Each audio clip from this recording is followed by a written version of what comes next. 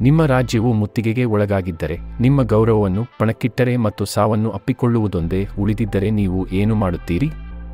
ಇದು ರಾಣಿ ಪದ್ಮಾವತಿಯ ದುರಂತ ಆದರೆ ವೀರಕಥೆಯಾಗಿದೆ. ಅವರ ಅಂತಿಮ ತ್ಯಾಗವು ಧೈರ್ಯ, ಗೌರವ ಮತ್ತು ಪ್ರತಿಭಟನೆ ಸಂಕೇತವಾಗಿದೆ. ಈಗ ಆ ಕಥೆಯ ಮೂಲಕ ನಿಮ್ಮನ್ನು ಕರೆದೊಯ್ಯುತ್ತೇನೆ.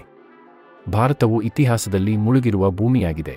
ಅಲ್ಲಿ ಶೌರ್ಯ ಮತ್ತು ತ್ಯಾಗದ ಕಥೆಗಳು ಅದರ ಜನರ ಪರಂಪರೆಯನ್ನು ರೂಪಿಸಿವೆ.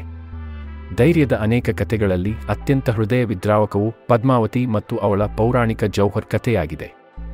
ಗೌರವ, ತ್ಯಾಗ ಮತ್ತು ಅದೃಷ್ಟವನ್ನು ತಮ್ಮ ಕೈಗೆ ತೆಗೆದುಕೊಳ್ಳಲು ನಿರ್ಧರಿಸಿದ ಮಹಿಳೆಯರ ಧೈರ್ಯವನ್ನು, ದುಃಖಕರವಾದರೂ ವೀರ ಪದ್ಮಾವತಿ ಜೌಹರ್ ಅನ್ನು ಪರಿಶೀಲಿಸೋಣ. 14ನೇ ಶತಮಾನದಲ್ಲಿ ಧೀರ ರಾಣಾ ರತನ್ ಸಿಂಗ್ ಆಳ್ವಿಕೆ ನಡೆಸಿದ ಚಿತ್ತೋರ್ಗಢದ ಪ್ರಬಲ ಸಾಮ್ರಾಜ್ಯವು ಎತ್ತರವಾಗಿ ನಿಂತಿತು. ಆದರೆ ಅದರ ಭವ್ಯತೆಯ ಹೊರತಾಗಿಯೂ ಚಿತ್ತೋರ್ಗಢವು ಭೀಕರವಾದ ಆಕ್ರಮಣವನ್ನು ಎದುರಿಸಬೇಕಾಗುತ್ತದೆ. ಇದು ಉಗ್ರ ಮತ್ತು ಮಹತ್ವಾಕಾಂಕ್ಷೆಯ ಆಕ್ರಮಣಕಾರರಿಂದ ಮುಚ್ಚಲ್ಪಡುತ್ತದೆ. 1303ರಲ್ಲಿ ತನ್ನ ಸೇನಾ ಪರಾಕ್ರಮ ಮತ್ತು ಮಹತ್ವಾಕಾಂಕ್ಷೆಗೆ ಹೆಸರುವಾಸಿಯಾದ ಬಲಿಷ್ಠ ಸುಲ್ತಾನ್ ಅಲಾವುದ್ದೀನ್ ಖಿಲ್ಜಿ ಚಿತ್ತೋರ್ಗಢದ ಸುಂದರ ರಾಣಿ ಪದ್ಮಿನಿಯ ಮೇಲೆ ತನ್ನ ಕಣ್ಣುಗಳನ್ನು ಹಾಕಿದನು. ಖಿಲ್ಜಿ ಅವಳ ಅಪ್ರತಿಮ ಸೌಂದರ್ಯದ ಬಗ್ಗೆ ಕೇಳಿದನು.